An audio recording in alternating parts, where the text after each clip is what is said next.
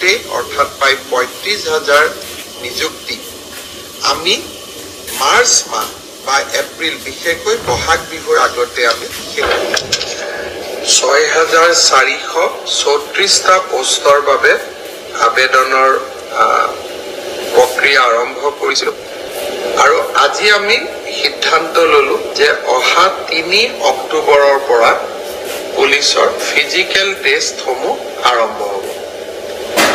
গতিকে মই সকলোকে অনুৰোধ কৰিম যে বানপানীৰ যেতিয়াই পানী শুকাব আমাৰ খেলপথাৰসমূহ মুকলি হ'ব,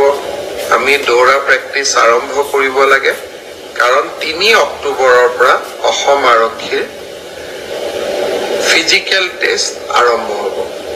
মোৰ লক্ষ্য হৈছে যে ফিজিকেল টেষ্ট, ৰিটেন আৰু ভাইভা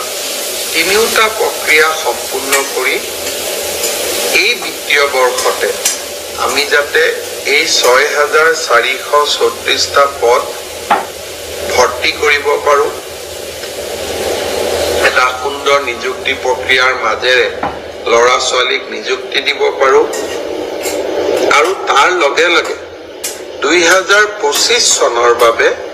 আকৌ এবাৰ নিযুক্তি প্ৰক্ৰিয়া আমি যাতে